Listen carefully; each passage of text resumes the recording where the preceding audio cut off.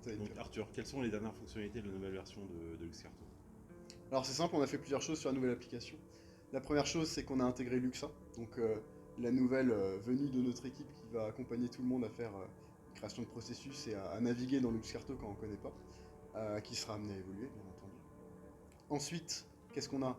On a l'historisation des documents, mais aussi la catégorisation des documents, que ce soit un document typé entreprise ou propre à son service, puisque les utilisateurs, comme on a fait dès les premières versions, c'est d'avoir des rôles de sécurité par service pour les cloisonner et pas avoir beaucoup d'informations pour tout le monde en même temps.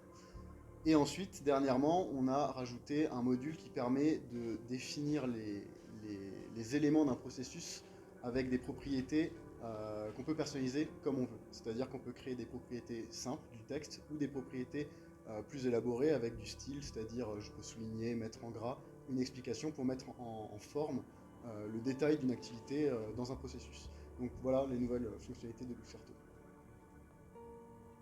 Est-ce que tu pourrais m'en dire un peu plus sur l'historisation des documents?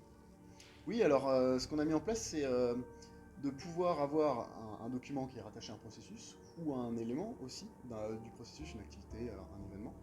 Mais en plus de ça, maintenant, on va pouvoir savoir euh, la version du document qui a été rattaché au processus. Si ce document est amené à évoluer, ce qui est souvent le cas, on va pouvoir garder en mémoire les anciennes versions du document. Ce qui nous permet à un instant T, à tout moment, de revisiter une ancienne version et de se dire peut-être que l'ancienne version était plus intéressante que la nouvelle, qu'on a raté quelque chose, on peut revenir en arrière.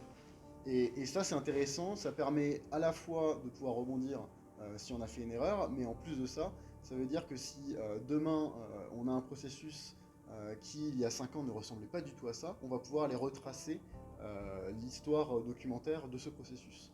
Et ça, donc c'est la partie documentaire, on verra ensuite qu'on a cette même idée pour plein d'autres éléments dans LuxCarto. Est-ce que tu pourrais me dire quelles sont les nouveautés qui vont arriver le mois prochain, en décembre?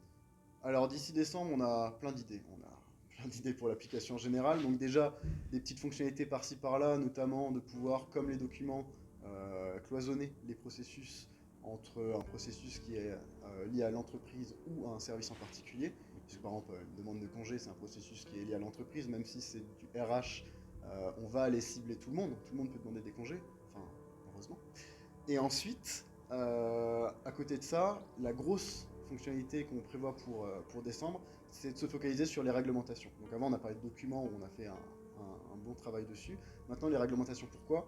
Parce que l'idée, c'est de pouvoir historiser aussi les réglementations. Un ISO qui a été mis à jour en 2015-2016 est amené à changer aujourd'hui, demain, l'année prochaine.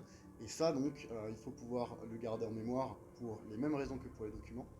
Et en plus de ça, on va pouvoir aller personnaliser les réglementations comme il se doit, les rattacher aux éléments, ce genre de choses. Donc voilà, ça va être le nouveau gros chantier pour qu'à terme, LuxCarto soit un outil de cartographie des processus, un outil de gestion aussi documentaire rattaché à ces processus ou aux éléments du processus pour pouvoir documenter de plus en plus les méthodes de travail, et derrière de pouvoir rattacher les réglementations bien définies, bien suivies dans le temps, à aussi ces processus. Est-ce que tu pourrais m'en dire plus sur les réglementations? Oui, alors, les réglementations, euh, l'idée c'est qu'elles évoluent. On a des dates d'application de ces réglementations, et pour ça, il faut pouvoir prévenir les gens, les notifier, leur dire qu'il faut aller modifier certains processus qui dépendent de cette réglementation. Et donc, qu'est-ce qu'on va mettre en place? C'est déjà d'une part pouvoir mettre une date pour prévenir tout le monde. Donc cette date va pouvoir, dans 2 mois, dans 6 mois, dans un an, dire attention, la réglementation arrive, il faut aller voir le processus, vérifier s'il respecte la nouvelle norme. Donc ça, c'est une première chose. Et la deuxième chose, c'est qu'on a mis en place donc, un système de notification qui est assez bien fait. On est assez fiers de ça, puisqu'il va pouvoir séparer les réglementations, les documents, les processus, on s'y retrouve rapidement. Et donc, on va pouvoir notifier les personnes qui sont déjà le responsable des normes, pour lui dire la réglementation est mise à jour, donc attention au processus. Et d'autre part, toutes les personnes, acteurs ou responsables des différents processus qui dépendent de cette norme, vont être aussi notifiés. Et ça, c'est hyper important, puisque si une norme ISO change demain, il faut pouvoir prévenir toutes ces personnes qui, eux, vont être en charge de faire bouger les choses dans l'entreprise.